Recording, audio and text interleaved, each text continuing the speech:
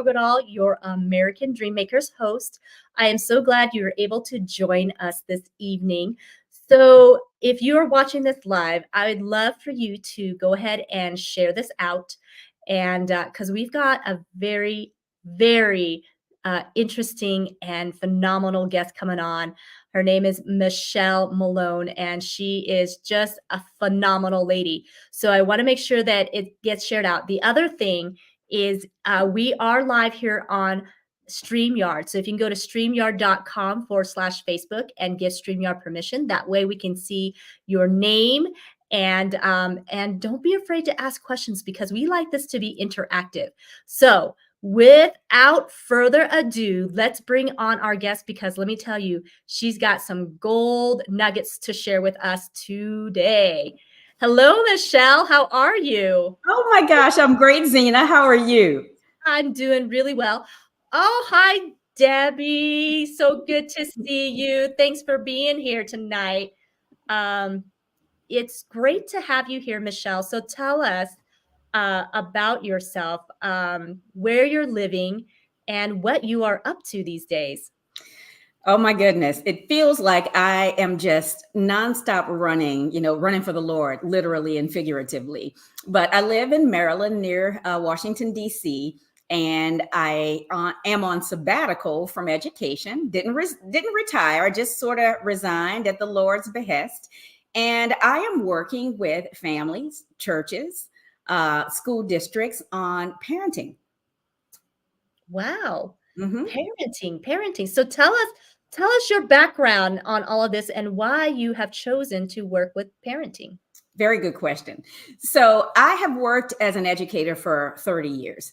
So in different states throughout the U.S., different capacities. I worked at all levels of education as an elementary teacher to begin with, then middle school, high school English teacher, and then into leadership, educational leadership as an assistant principal. And when I was promoted to assistant principal, probably about 10 years or so ago, part of my job was discipline and building relationships and discipline. And there was always this issue with a kid getting suspended or just being in trouble for something. And so building a relationship with that child, a bridge, if you will, to show them that, okay, you've done this and there's a consequence for that, but we want you to come back. And let me give you some tips for success for coming back in, right? What I noticed is that whenever you discipline the child, in essence, you're kind of disciplining the parent as well. And so that's a relationship that you have to forge as well. You have to cultivate it. You have to nurture it. And so with those kids who were repeat offenders, I built really strong relationships with them because I was meeting their parents on a regular basis, right? And so the Lord just spoke very clearly to me. This is one of your gifts. You have this relational capacity that probably a lot of people don't have. I can remember people's names and their stories from 30 years ago.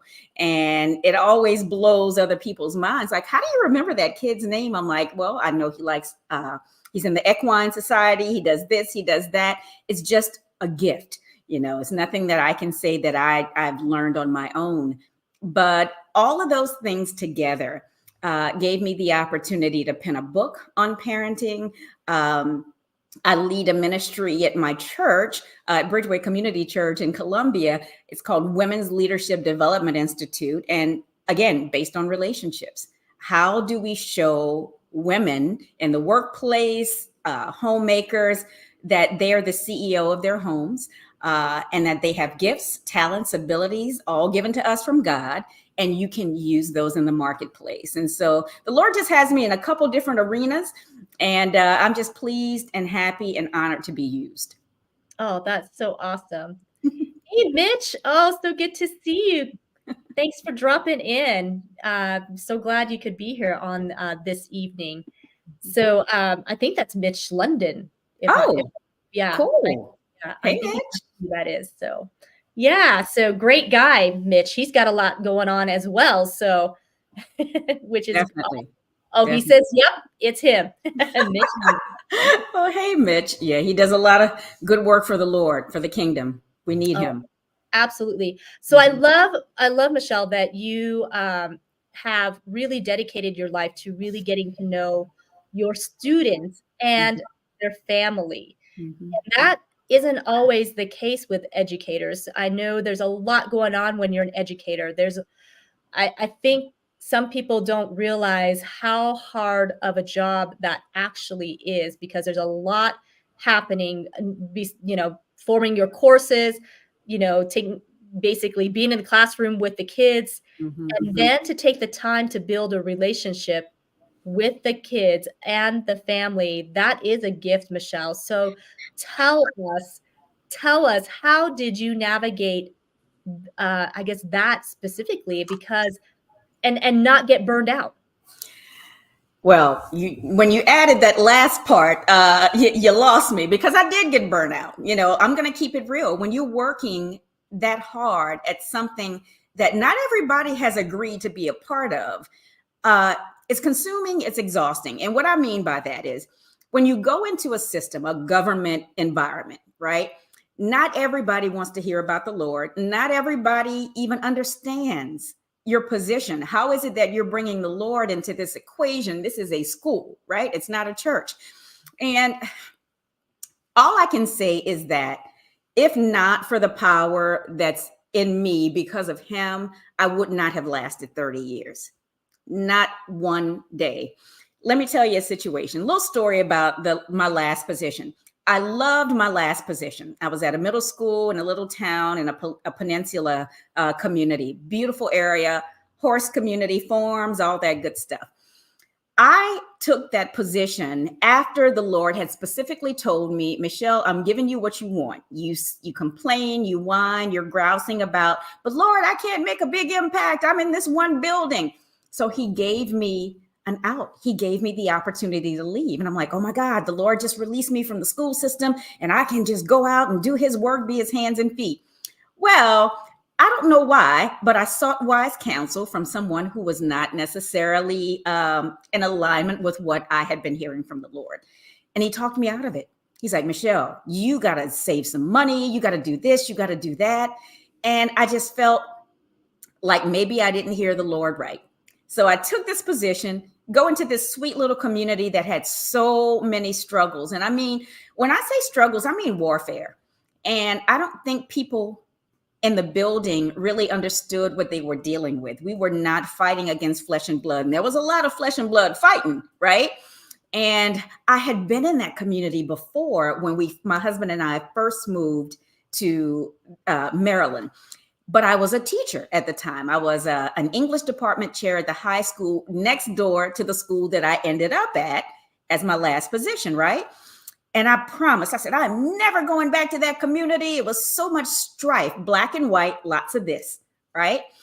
And I ended up back in that community, but at the school down the hill, the middle school. And I noticed that some of the kids who were, dealing with the issues they were dealing with, drug use and dysfunction in the home and just all sorts of things, I realized that these kids were the products of the kids that I had taught 16 years prior.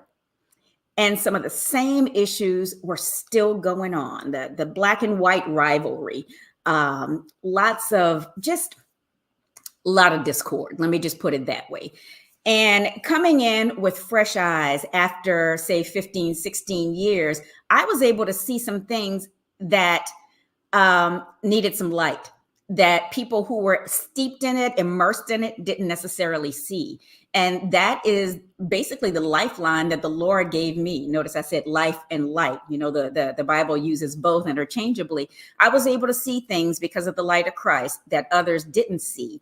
And as a way of getting through some of those issues, some of the muck, some of the mire, I was able to build relationships in a short amount of time until the Lord finally said, Michelle, I told you you could leave. And so at that point, at that point, because it was starting to wear on me because I knew I couldn't do anything about the drug use. Kids who are in middle school who are already addicts, parents coming in to meet with me, and they were so transparent and so loving. They're like, Miss Malone, I don't know what to do. I'm an addict. My kid's an addict. And, it broke my heart, but my face was like flint. I'm like, you know what? Let's pray about it right now. I said, we can break some strongholds right here in Jesus' name if you allow me. And right there in that office, oftentimes I know that Holy Spirit was filling the room because I requested that he fill the room so that we could give these families some peace and just some relief, you know. So yeah, I was kind of undercover in this last role, undercover for the Lord, and it was obvious. And the relationships that I was able to forge with teachers, with the administration, even though I was part of the administration, with the children, my principal was just, he was amazed. He's like, how did you make this impact with these kids and these families in this short amount of time? It was all God. That's so awesome. Wow. Mm-hmm. Hi, Judith. Thanks for hanging out with us tonight. Awesome. Yeah. And if you guys have any that are watching, if you have any questions at all, because this is a great discussion with Michelle here, because honestly, it is a real issue with our generation of our kids coming through. And because we live in a society right now that you have to watch your P's and Q's. And it thrills me so much to hear that you were undercover. And when the time came, you were not afraid to speak of the name of Jesus. And it sounds like, even though there may have been parents that maybe they weren't Christians, but they, in that moment, in that desperate moment, they also knew that the name of Jesus and the prayers in Jesus was going to make a difference. And that's why they allowed you, is my guess. So for those who are in the education system right now, because I know I have viewers and audience that they are part of the education system, and those that are Christians, and maybe they're struggling with I don't know what line I can and cannot cross, or what I can and cannot say. What would your advice be to them in this time frame? You know, everything should start with a conversation. Number one, between you and the Lord, between you and your leadership, and just let them know your story. We're all human, right? And one thing that I don't apologize for is knowing the Lord from infancy. I know that. I knew him as my friend and my father as a little girl, right? I wear everything that promotes the Lord. Like when I went to work every single day, I had on some kind of t-shirt that talked about the Lord, Beacon Threads, you know, hopefully they'll give me an affiliate or something. But I always wore something that said blessed, or, you know, created for a purpose. I almost wore my t-shirt tonight, but I didn't know what you were wearing. So I didn't want to be underdressed tonight. And some of the teachers at my last couple of schools asked, how is it that you get away with wearing things like that? I'm like, it's not a matter of getting away with it. Number one, we don't have a dress code, so to speak. And so no one can say, hey, Michelle, you're not in dress code. The dress code is dress professionally. So the way I see it, I can wear whatever I want to as long as I look professional, I'm clean, I'm well done, you know, got my little makeup on or whatever. And I just happen to be representing the Lord at the same time, right? And so I just say, stand on your principles, know what they are, know who you are in Christ. And that's where it starts. That's the beginning of understanding that knowledge, right? And so for me, it was just easier to say, this is who I am. I don't have to tell you, you already know. When I walk in the room, you feel the light, you see the light. And that's not Michelle. I know that's coming from inside, that's coming from the Lord on high, right? Anyone who has met me will say, oh my God, when she walks in the room, you know she's in charge. Well, guess what? It ain't me. It's the Lord that's in charge. I just happen to be a willing vessel. And I just love people. I love his people. And I think that's really my superpower as well. That's amazing. And we definitely need more to come and be bold, because I know if anybody's been paying attention to what's been going on, it just seems like we're just losing less and less of our traditional values, of family values. And so it is a huge fight, like you said. It is a fight that is not of flesh and blood. It is absolutely a spiritual warfare. And so learning to fight that spiritual battle, yes, be that vessel. Yeah. Absolutely, Judith. And wherever God puts you. So now that, you're not in the school system anymore, and you are now on a mission to continue, but helping to a greater scale that parenting relationship. So tell us more about that dynamic. You know, what inspired you to write your book? And I'm going to put this book up here because you all want to go to Amazon and get this book. You want to get this book, and you want to get this book for any friends that are parents, because the Parenting Playbook, wow. So tell us a little bit about this, Michelle. Yeah, absolutely. Absolutely. So a couple of summers ago, and as you know, people who are in education, typically they have their summers off. I'm going to put that in quotes, or as my kids used to say, bunny ears. Teachers aren't typically off in the summer. They're usually working a second job. They're working summer school. They're going back to school to get, certified in something. But as a school leader, I was able to take leave for like a month and a half during the summer because I had accrued it over the course of the year. And during that summer, I wrote this book. It's a short book. It's a good read, but it's all based on biblical principles. And the anchor verse is Proverbs 22:6. Train up a child in the way he should go so that when he is old, he will not depart from it. And what I did is I got into a deep study on just that one verse in different translations. And train up really just means to guide them, to walk alongside them, to disciple them, right? Think about Jesus and his disciples. What was his everyday walk with them? He taught. He spent time with them. They built that relationship. They trusted him because, not just because he was the Messiah, right? They trusted him because he was a man of his word. And we as Christians know he was fully man and fully God at the same doggone time.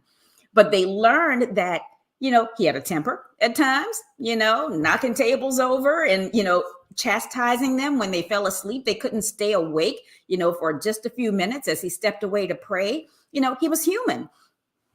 And so what I was able to do with this book is I cobbled together all of my experiences as a teacher, as a mentor to first, second, and third year teachers, as an assistant principal, as a leader in the church, all those different experiences. And I started off with the one caveat. I told my story in the intro, right? But I always want to make sure I say this so that parents don't believe that I think I know more than they do. And so I shared this with you earlier, but I do not have children of my own.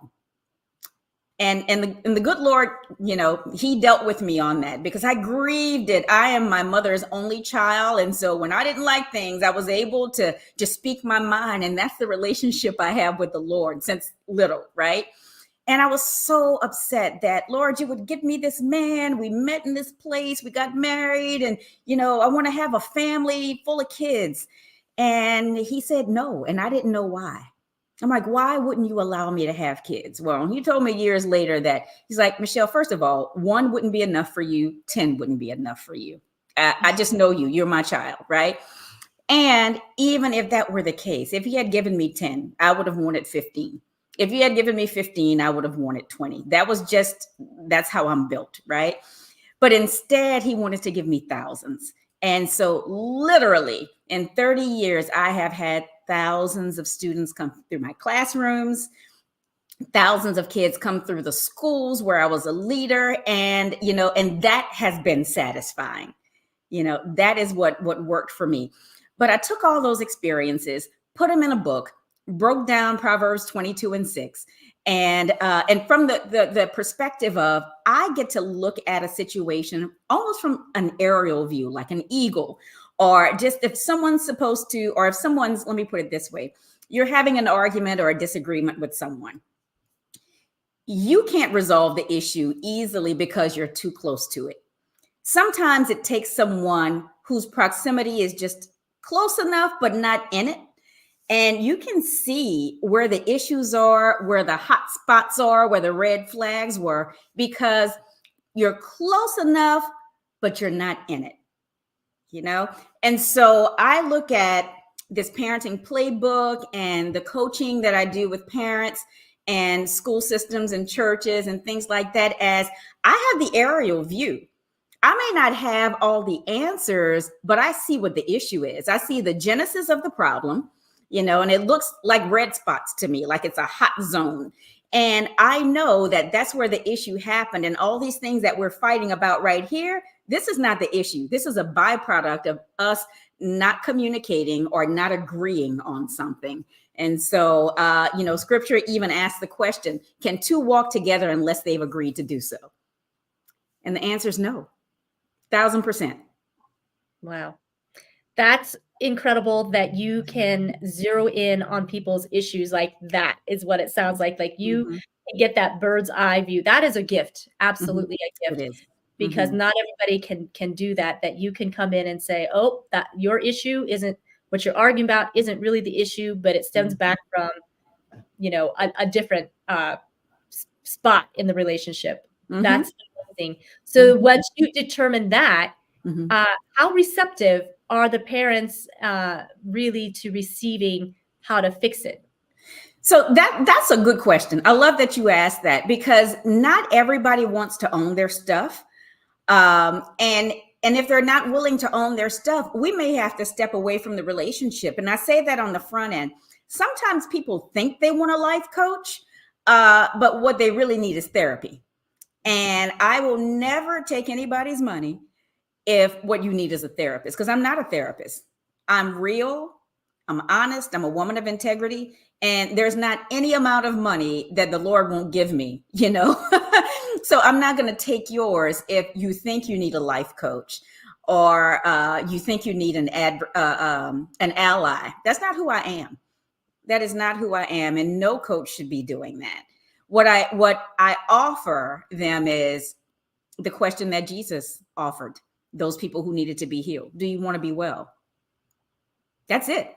Mm-hmm. And if the answer is, well, I said, or, he is, no, do you want to be well? We can ask him the same question in a couple minutes, but do you want to be well? Do you want to restore peace, joy, and order to your home? If the answer is yes, let's get past that. Get that ego and put it somewhere. Let's talk about the issue. And bottom line, it's not about you and dad having issues or dad and mom having issues. The focus, the priority should be God, family. God, family. And actually, if we want to make it a little bit more concrete, God, spouse, family. That's what the word says. And so we, as parents, you can work on your own stuff, but ultimately you have agreed. You see, there we go back with that agreement. You have agreed to train up these children in the way they should go. And so if you're training them up in the way that they should go so that when they're older, they won't depart from it, that means you are creating a legacy. And if you are legacy minded, you will deal with the small stuff. You're not going to sweat the small stuff. You're going to get past it. You're going to reorganize or prioritize or get your footing. That's what the word I was looking for. Get your footing back. Yeah, you're going to have disagreements, but we agreed to raise this child under the banner of the Lord. And so let's get ourselves together and let's do what we agreed that we were going to do. And so, yeah. Wow, that's great. So you had mentioned that sometimes they may require therapy versus coaching. Mm-hmm. Can you tell us what determines that? When somebody needs therapy versus coaching? You know what? And that's another good question. It's all about the discernment. And I'm going to say there are some folks out there who will still take your money, even though your heart is hard. And that's not me. I can't do it. I will say, hey, can I take my coaching hat off for a minute? Can we just be real for a minute? Sure. Let's be real. All right.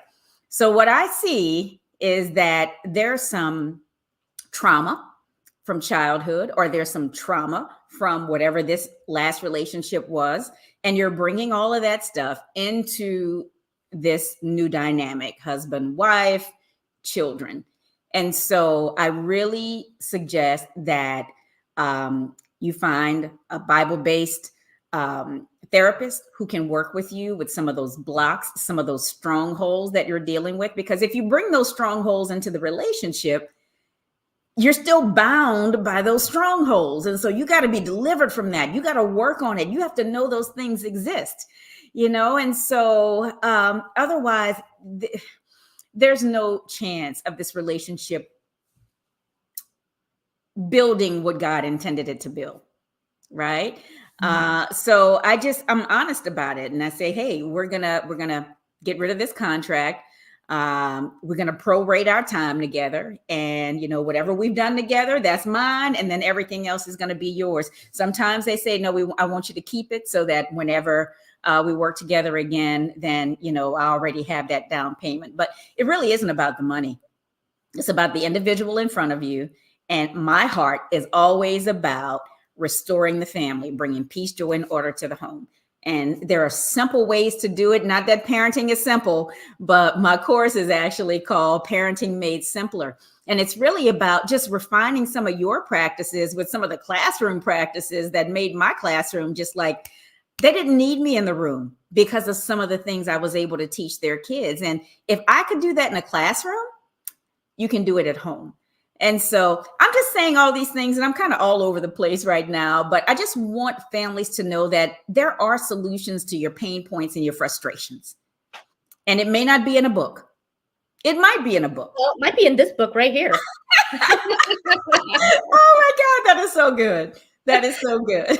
In fact, you can go to Amazon and get this book right here because the answers may be in this book. Absolutely. Because Michelle obviously has a wealth of knowledge that she is sharing here, and from years and years of experience of interacting with a parent and child, and how to get that relationship on a healthy trajectory. Yeah. Because so much when you talk about traumas, the honest truth is that many of our traumas, because trauma, sometimes people think trauma has to be this big event that happens, but really trauma can be just the relationship that you had with your parents, just something that was said at some point that really traumatically it affected you. And it may not have been like this big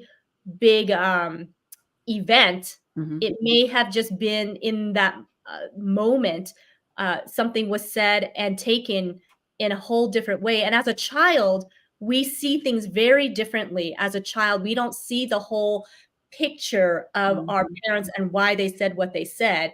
Right. But as a child, we can say, oh my gosh, that was just so brutal.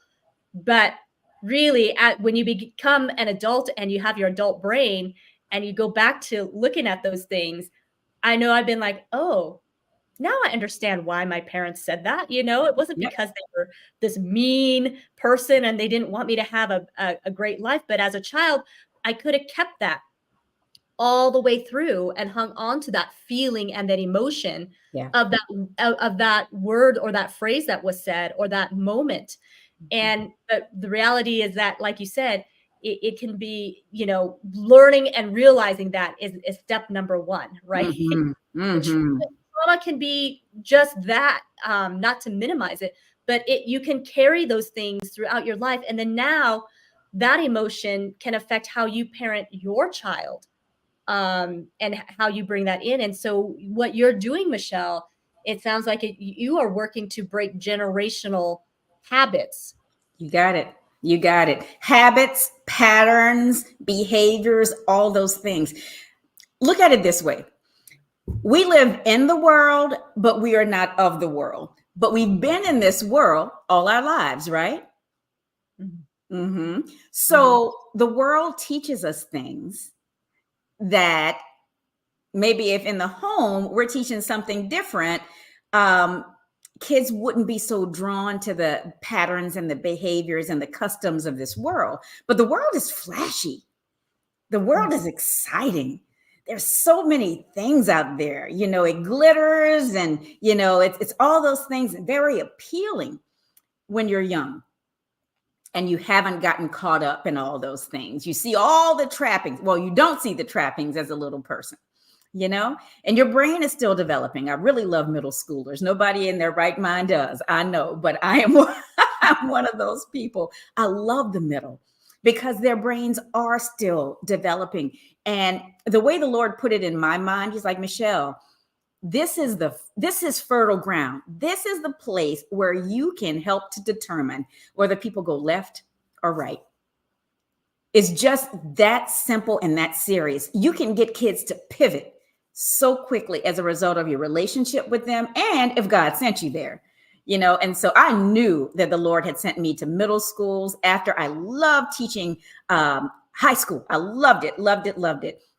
Built really good relationships with kids. But when I went back down to the middle, I'm like, I love it here. Yes, it's tumultuous. Yes, it's crazy. Yes, a kid is going to walk in the door one day with a sombrero on and knee-high stockings. Yes, he's going to do that one day.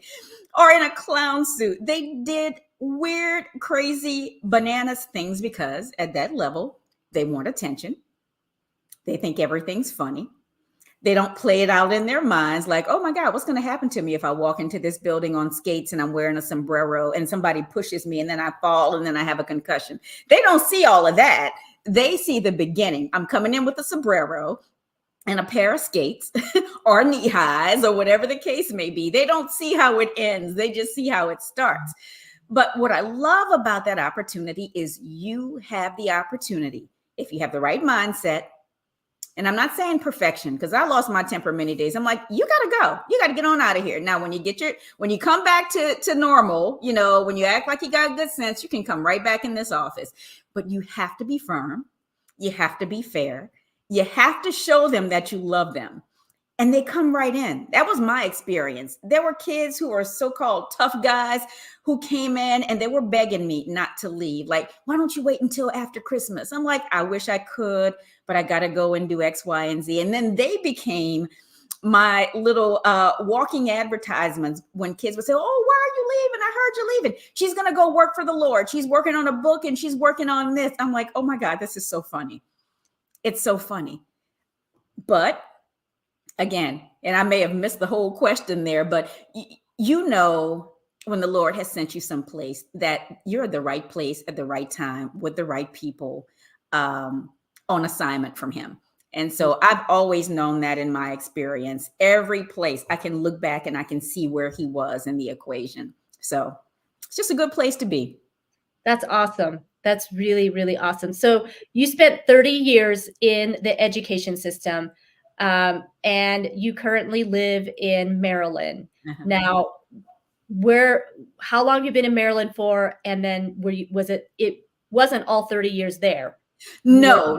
I started out in South Florida, and I wasn't even an educator at the time. They were looking for minority educators, and all you needed to have was a bachelor's degree at the time. And so that's how I ended up in education. I was actually trained to be a journalist. So I'm a writer. I have a degree in broadcast journalism.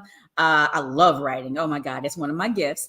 And so I thought I was going to work in television and radio, which I did do a little TV and I did a lot of radio, but it didn't pay the bills. Number one, I was still living at home and working at a radio station. Right. But something about it, all that glitter, the glamour of it all, it fell on deaf ears with me. Once I was in it, I didn't like it. And so I was looking for other opportunities. And one of my girlfriends who had just graduated, we graduated together, said, hey, me and my sister moved to South Florida. They're looking for minority educators. Why don't you come and sleep on our couch for a couple of weeks, interview and see what happens? Well, I got the job. I'm like, you do understand, I don't have a teaching degree. I don't even know if I like kids. And they're like, no, we are in desperate need. And what better place to start? Beautiful, sunny South Florida, right on the ocean. And that's where it started. And I found my way into the community. I was working part-time because teachers always have like a second gig. I was working part-time at the Boys and Girls Center in Fort Pierce, Florida. And then I ended up with a third job. When you're young, you can work a whole lot of jobs, right? But the Sheriff's Department had this grant. And they asked me to work and do just education with kids who had misdemeanors.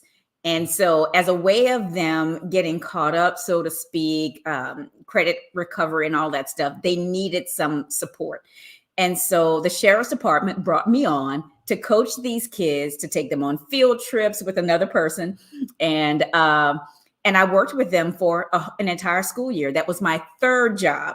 And so I did all that. And the Lord just showed me you can work with all kinds of kids. Even though I didn't think I liked kids, they were drawn to me. Even the ones who had these misdemeanors, they were in the system already. And here's this little person. And I was a tiny little thing, with a big old mouth and some authority, right? And they listened. These are kids who had done some things that like I'd never done, but they listened. And so I just say that as parents, your kids are a captive audience. Mm-hmm. And what you say matters. And they listen to what you're saying. Even when you think they're not, even when you think they're zoned out and they're doing other things, they're still listening and they're still watching and they're still paying attention. And so again, they're captive audiences. Where are they going to go? They live with you. So take advantage of that classroom that you have at home as their first teachers and focus on legacy. Because when they leave your home, they will have those core values that you've instilled in them. Hopefully the love of the Lord, right? And they're going to raise their own children based on what they learned in your home/classroom. Mm-hmm. That's simple. And I'm really glad that you are saying this, that you as a parent need to realize that you are their number one teacher. It's basically what that comes to. Mm-hmm. Because I believe and I have observed that we live in a society right now that parents don't see it that way necessarily. Some of them mm-hmm. see it as, well, somebody else is going to teach my kid, whether it be at the school mm-hmm. or at the church. Mm-hmm. But I definitely have seen some parents just really exit out and say that, I want you to fix my kids. I want you to make them better. And they just haven't really taken on that full responsibility of you're the parent and you are actually their number one teacher. So mm-hmm. what that means is that you have to watch what you say and what you do, because they learn by observation quite a bit mm-hmm. more than Absolutely. Even the words that you say, right? Mm-hmm. Yeah. What's hard there, though, Zena, is, I agree with what you said. There are some who exit stage left. But ultimately, I know that every single parent, they send their best to school. Dr. Taylor, who was my first principal in South Florida, she was this sage and this beautiful woman, right? She said, Michelle, because I was making all sorts of mistakes. I wasn't trained as a teacher. And so all I had was discipline. And, I was a smart young woman, so I knew how to teach certain things. But sometimes things would come out of my mouth that shouldn't have come out of my mouth. Like, nope, you're going to go do this, because I had learned from former teachers who were not all that great. Now, my former teachers who were amazing, I took a lot from them as well. But when you're starting out and you don't know what you're doing, you don't know what you're doing. So, but what I learned about parents is that, number one, you send your best to school. That's what Dr. Taylor taught me. So whoever that little guy is that comes into your classroom, whether it's an attitude or whether it's a straight A student, that is their best that they've sent to school.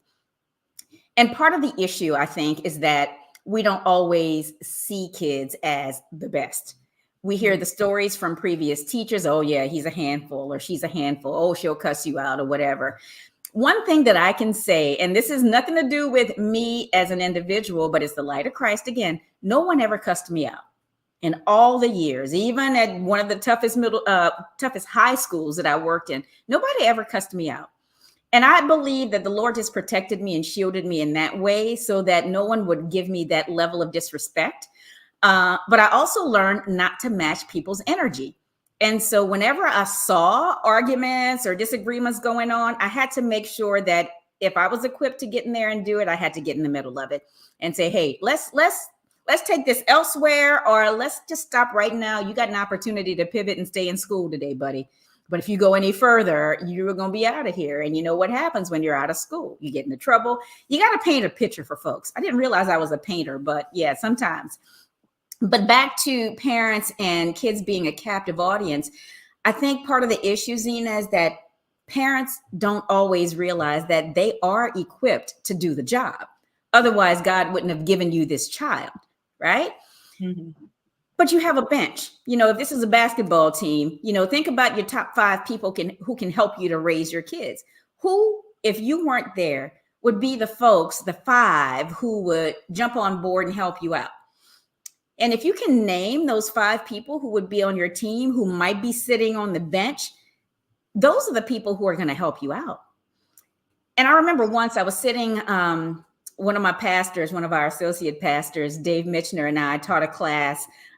It was a hybrid class and at 2 different church campuses. It was fun. But he and I did this thing called Parent Talk. And we had some people who were online, some who were in the room. And then the next week we'd be at a different facility, but the same setup, right? And I had this one set of parents. They came in as a family unit. And the one lady said, Michelle, I don't know if I have people on the bench. We moved here from such and such a place. There is nobody in my immediate area that I trust to have the same family values that my husband and I have to help us out. So I, my first question was, wait a minute, you don't have any friends in this area that you go to church with, people that you're in community with? Well, yeah, we have such and such. Okay, so you got someplace to start. We oftentimes want to have control of so much that we have no control over anything. And so learning that God puts certain people in close proximity to us to help us.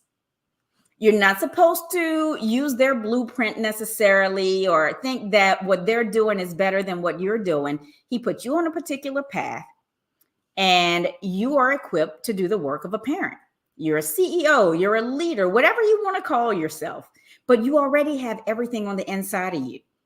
And if God didn't do that, didn't give you all those things, he certainly would put people in close proximity to you to sharpen you. As we say, iron sharpens iron. So everything is already planned out. It works out, but you have to be aware of it, number one, and realize that this is a joint effort. We must work in tandem, with the rest of the body of Christ. This is not just me, myself, and I raising these kids.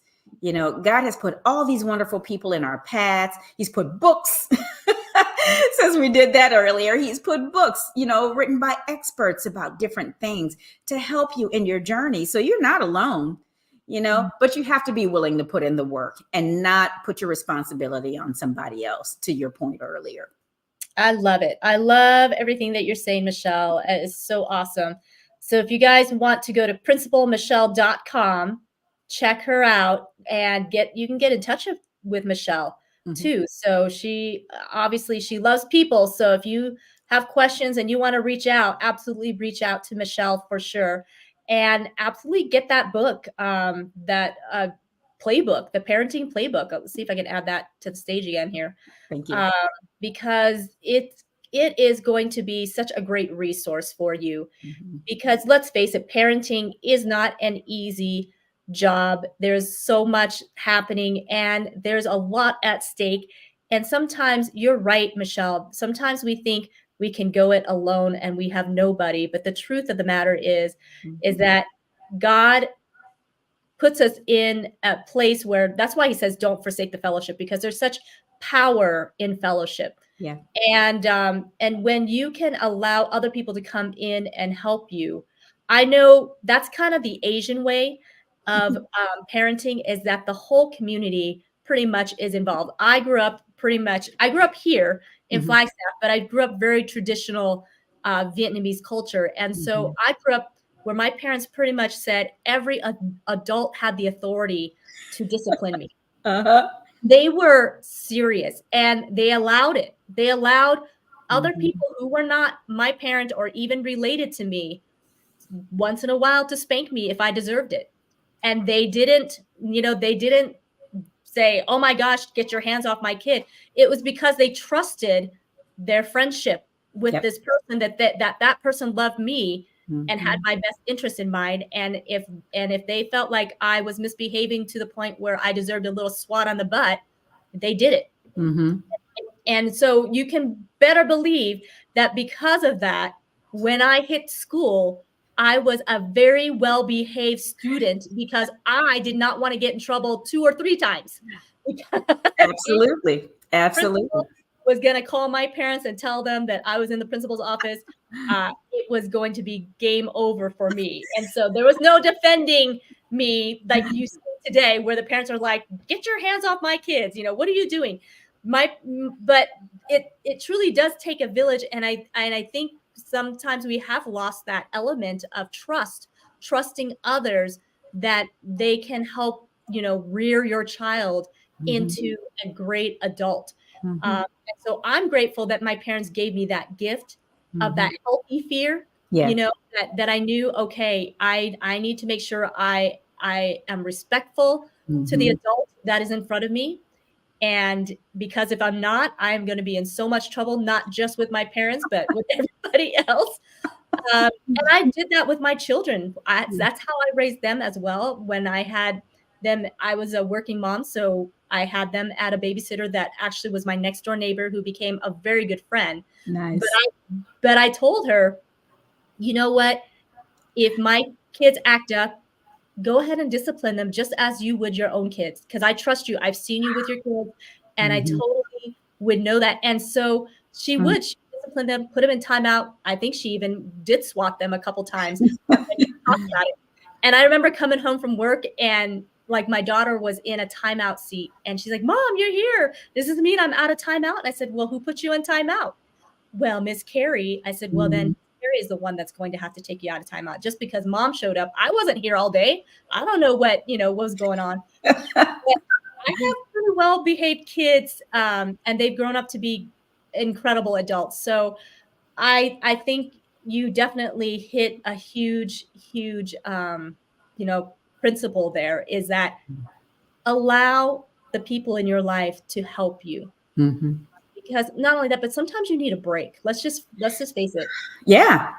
Because if we're hustling all the time, I don't think God intended us to hustle. He really didn't. Not in our home, not in our workplace. He did not intend for us to hustle.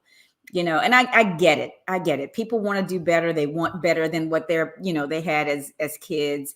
They want better for their families. I get it. But God didn't intend for us to hustle. There has to be some peace, joy, and order in our lives, and not necessarily in that order, but we should have them all. Yeah. Well, I loved having you here today, Michelle. You gave us a lot of great wisdom. Is there anything else as we wrap it up that you would like to leave us with? Just, my God, we talked about everything today. Just do your best, show up. And you can't fake showing up. That's another quote I stole from my pastor. You can't fake showing up. So show up. Even if you don't feel that you have it all together, show up. That's what your kids are going to remember. Great words to leave us with. Absolutely. Michelle, you have been a real blessing. Continue to be that bright light in this world, because it is so needed. And thank you so much for taking on that mission of helping parents and children have peace in their relationship, and learning to find that joy and all of the things that are just so necessary to have a healthy relationship, and leaving that legacy, like you said. So thank you so much. Keep up the good work, my friend, and we will see you later. Take care. Thanks, Ina. You're welcome. Gosh, you guys, that was an incredible time. If you found value in this live stream, this podcast, please share it out and let everybody else know about it. And absolutely get that book, The Parenting Playbook by Michelle Malone. And it is on Amazon. And yeah, you guys, that was just a fantastic conversation. So I am Zena Krogadal. Thank you for being here. If you have not already, like, share, and subscribe to my YouTube channel, my Facebook. I'm also on Instagram and on LinkedIn, and I'd love to connect with you. So send me a message. Love to connect with you. And so I will say goodbye for now, and have a wonderful rest of the day.